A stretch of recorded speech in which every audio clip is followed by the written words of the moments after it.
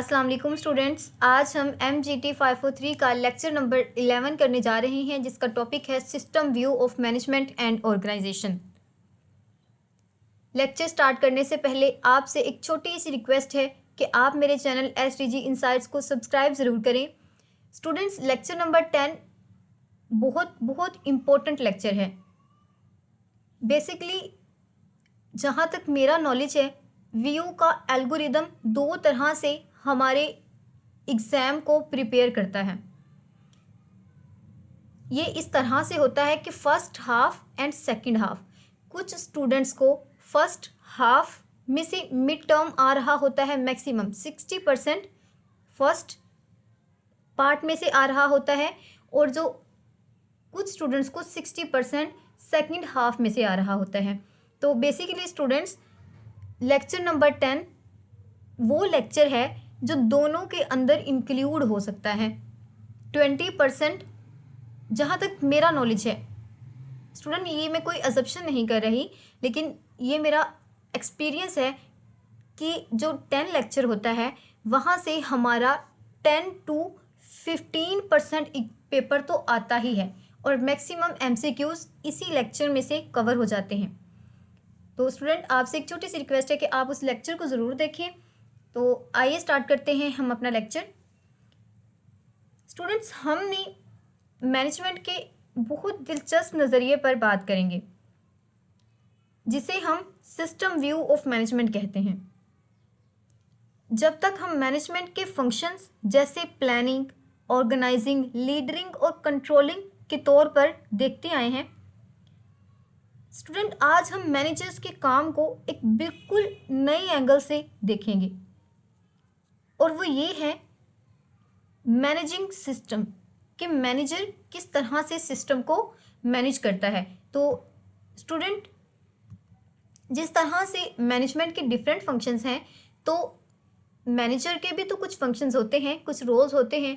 हमने lecture number 2 में इसका थोड़ा सा इंट्रोडक्शन देखा था। स्टूडेंट, सबसे पहले एक सिस्टम क्या होता है? अगर हम अपने हैंडआउट की डिफाइन को देखें तो एक सिस्टम इंटर रिलेटेड और इंटरडिपेंडेंट हिस्सों पर मुश्तमिल होता है। इसके तमाम पार्ट्स को इस तरह से अरेंज किया जाता है कि वो मिलकर एक यूनिफाइड तौर पर काम करते हैं। तो स्टूडेंट, ये हमारी हैंडआउट की डेफिनेशन है, इसे आपने एज इट इज़ याद करना है। ये MCQs में भी पूछी जाती है और आपसे शॉर्ट क्वेश्चन में भी पूछी जा सकती है। स्टूडेंट, सिस्टम को हम दो पार्ट्स में डिवाइड करते हैं। हमारा पहला पार्ट है क्लोज्ड सिस्टम और दूसरा पार्ट है ओपन सिस्टम। स्टूडेंट, अगर डेली लाइफ में से मैं आपको सिस्टम की एक एग्जांपल दूं तो वो एक कार है। जैसे कार के हर हिस्सा दूसरे हिस्से पर इन्हिसार करता है, जैसे इंजन, टायर, स्टीयरिंग, ब्रेक। अगर टायर इंजन के बगैर नहीं चल सकते, इंजन ब्रेक के बगैर महफूज नहीं है। ये तमाम हिस्से एक दूसरे के साथ मिलकर काम कर रहे हैं, इसीलिए हम इन्हें सिस्टम कहते हैं। तो स्टूडेंट, क्लोज्ड सिस्टम में हम क्या पढ़ते हैं? क्लोज सिस्टम एक ऐसा निज़ाम है जो अपने इन्वायरमेंट से मुतासिर नहीं होता। इन अदर वर्ड्स, अपनी इन्वायरमेंट से इंटरेक्ट नहीं करता। इसकी आसान सी एग्जांपल, हमारे पास एक रिबोट है। स्टूडेंट, जो रिबोट होता है वो फीलिंग लेस होता है, और इन्वायरमेंट का भी उस पर कोई असर नहीं होता। सर्दी, गर्मी, बारिश, धूप, इन चीज़ों का एज इट इज़ कोई कनेक्शन नहीं होता, वो इनके साथ इंटरेक्ट नहीं करता। दूसरे नंबर पर हम पढ़ते हैं ओपन सिस्टम। तो स्टूडेंट, ये डायनामिकली इंटरेक्ट करते हैं इन्वायरमेंट के साथ। जैसे हम इंसान, तो स्टूडेंट हम इंसान, हमें ज़िंदा रहने के लिए ऑक्सीजन चाहिए, हमें पानी चाहिए, हमें सूरज की रोशनी चाहिए। तो स्टूडेंट, हम अपने माहौल से इंटरेक्ट करते हैं। स्टूडेंट, ये आप के शॉर्ट के लिहाज से बहुत बहुत इम्पोर्टेंट है, सिस्टम थ्योरी। तो स्टूडेंट, हम देखते हैं कि सिस्टम थ्योरी में बेसिकली हम क्या पढ़ते हैं।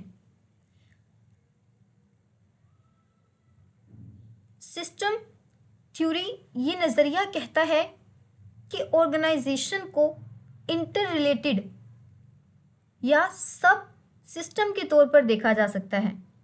ये तमाम हिस्से मुश्तरका मकसद को हासिल करने के लिए एज अ होल काम करते हैं।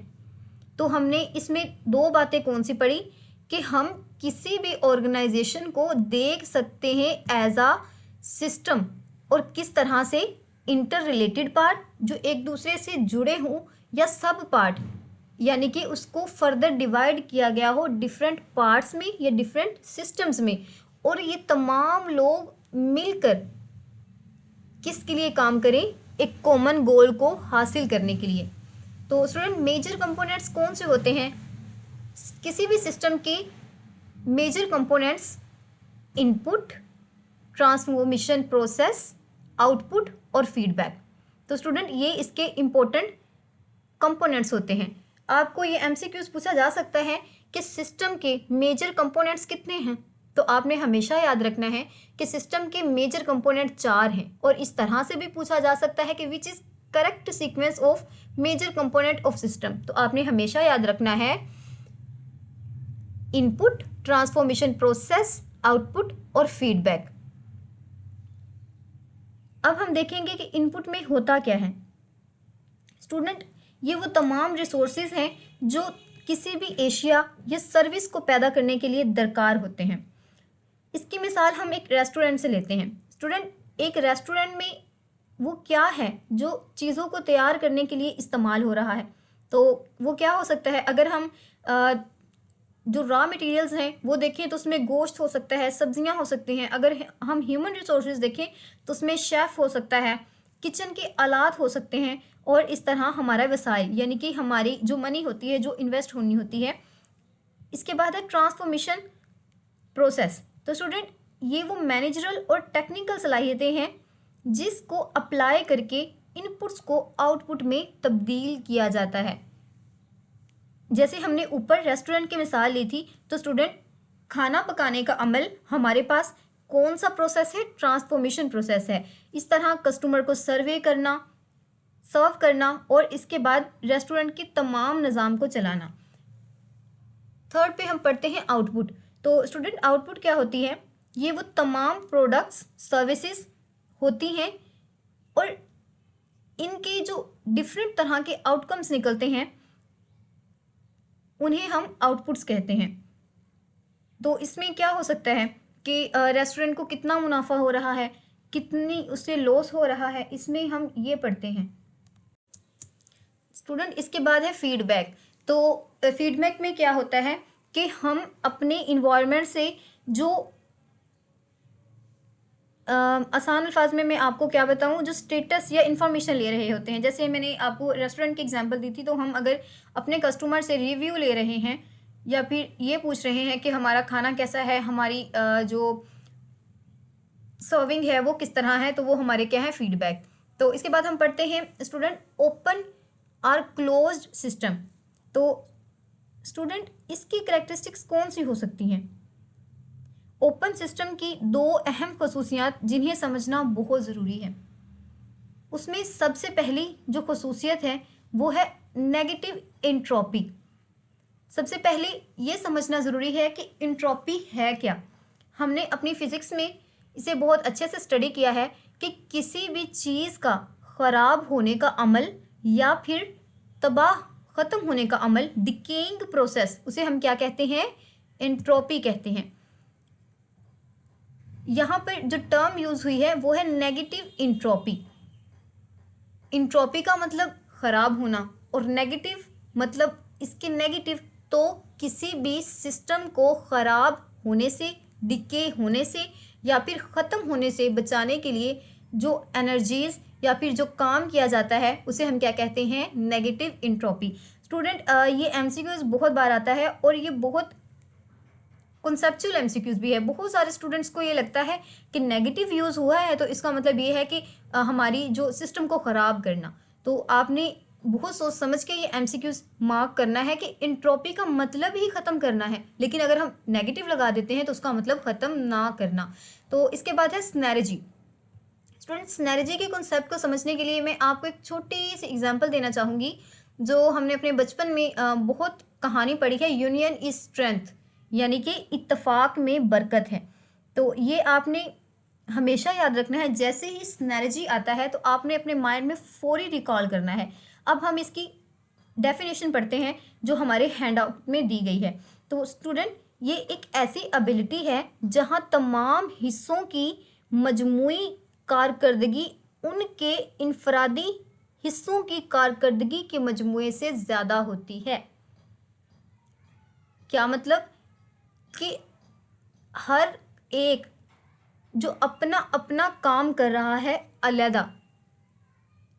वो कम है, लेकिन अगर ये तमाम लोग इकट्ठे काम कर रहे हैं तो उसकी पावर ज़्यादा है। इन अदर वर्ड्स, उसकी कारकर्दगी ज़्यादा है। जैसे हमने इत्तेफाक में बरकत में पढ़ा था कि जब वो लकड़ियों के गट्ठे को एक साथ तोड़ने की कोशिश कर रहे थे तो वो नाकाम हुए, लेकिन जैसे ही उन्होंने अलग कर दिया, इंडिविजुअल कर दिया, तो वो आराम से टूट गई। तो यही आपने हमेशा याद रखना है कि स्टूडेंट, हमारे बड़े भी एग्जांपल देते हैं कि एक एक होता है और एक एक 11 होते हैं। तो इस तरह आप ये एग्जांपल भी ले सकते हैं क्रिकेट टीम की। लेकिन आपने हमेशा याद रखना है कि जो सिनर्जी है उसमें एज अ होल काम करने की पावर ज़्यादा है। स्टूडेंट, अब हमने देखना है कि जो सिस्टम ओवरव्यू हमने पढ़ा, व्यू पॉइंट, तो उसका मैनेजर पर क्या असर हुआ या मैनेजर पर उसने क्या इम्पैक्ट किया। तो स्टूडेंट, हमने देखा कि मैनेजर्स तब ज़्यादा कामयाब होते हैं जब वो अपनी तंजीम या डिपार्टमेंट को एक ओपन सिस्टम के तौर पर चलाते हैं, ना कि एक क्लोज्ड सिस्टम के तौर पर। एक अच्छे मैनेजर को हमेशा अपने माहौल, कस्टमर, मार्केट, टेक्नोलॉजी पर नज़र रखनी चाहिए, वहाँ से फीडबैक लेते रहना चाहिए और एंट्रोपी से बचने के लिए अपनी टीम में क्या पैदा करना चाहिए। एंट्रोपी से बचने के लिए हम क्या करेंगे, सिनर्जी पैदा करेंगे। उम्मीद करती हूँ कि आपको मेरे लेक्चर की बहुत अच्छे से समझ आई होगी। एक बार हैंडआउट्स को ज़रूर पढ़िएगा। स्टूडेंट, एक छोटा सा नोट है आपके लिए। ये जो डिस्क्रिप्शन में लिंक होता है, बाज़ दफ़ा मेरे माइंड से निकल जाता है आपके हैंडआउट को अपडेट करना। जैसे ही मैं आपको लेक्चर देती हूँ, मैं फ़ौरन जीमेल पर जाकर गूगल ड्राइव पर इस हैंडआउट को अपडेट कर देती हूँ। स्टूडेंट, अगर आपको अपडेटेड हैंडआउट ना मिले तो आप मेरी जीमेल पर मेल कर सकते हैं ताकि मैं हैंडआउट को अपडेट कर दूं या फिर आपको एक्सेस अलाउ कर दूं अपने हाईलाइटेड हैंडआउट तक। मुझे अपनी दुआओं में याद रखिएगा। अपना और अपने माहौल का बहुत बहुत ख्याल रखें। जैसे कि स्टूडेंट, बहुत पोल्यूशन हो रही है, फोग है, तो अपने फुल एहतियात करें। अपने प्यारों का बहुत ख्याल रखें। अल्लाह हाफिज़।